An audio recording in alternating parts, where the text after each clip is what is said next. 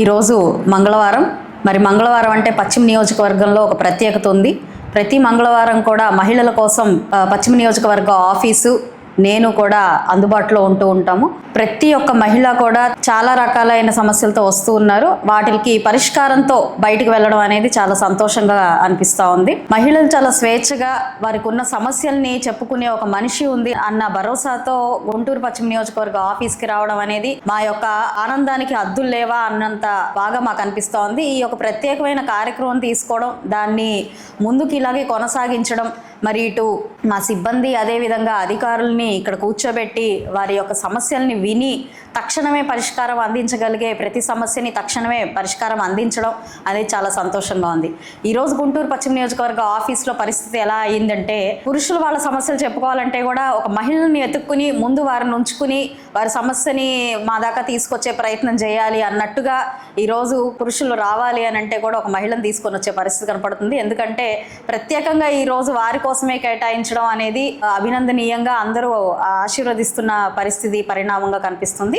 ఇందులో ప్రధానంగా పెన్షన్లు కానివ్వండి, లేదంటే వేధింపులు కానివ్వండి, పోలీస్ స్టేషన్లో సమస్యలు కానివ్వండి, హాస్పిటల్స్లో సమస్యలు కానివ్వండి, స్థానికంగా అభివృద్ధి కార్యక్రమాలు కానివ్వండి, ఇలాగ అనేక సమస్యలతో ముందుకు రావడం జరుగుతుంది. ముఖ్యంగా మనకి క్యాడర్ అంటే మహిళా నాయకురాళ్ళు ఎవరైతే ఉన్నారో వాళ్ళందరూ కూడా ఈ వారం రోజుల పాటు కంప్లీట్గా కాన్స్టిట్యున్సీ అంతా కూడా తిరిగి వాళ్ళు ప్రజల్లోకి వెళ్ళి సమస్యల్ని తీసుకొని వాళ్ళు మా దృష్టికి తీసుకురావడం అనేది చాలా చాలా అభినందనీయమైన విషయంగా నేను భావిస్తున్నాను. ఎందుకంటే ఇప్పటిదాకా కూడా నాయకులు, డివిజన్ ప్రెసిడెంట్లు, కార్పొరేటర్లు మాత్రమే ఒక ఎమ్మెల్యేని డైరెక్ట్గా కలిసి వాళ్ళ సమస్యలను చెప్పుకొని వెళ్ళేవాళ్ళు.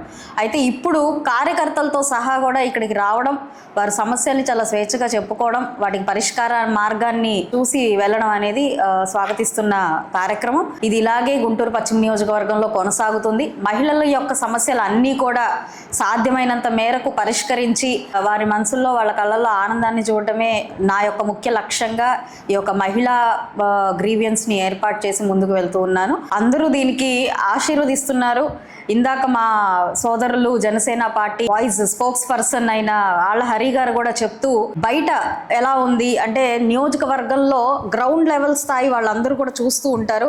అలాంటి గ్రౌండ్ లెవెల్లో ప్రజలు ఏమనుకుంటున్నారు అన్నది వాళ్ళకి నిరంతరం ప్రజల్లో ఉంటూ ఉంటారు కాబట్టి వాళ్ళకి తెలుస్తూ ఉంటుంది.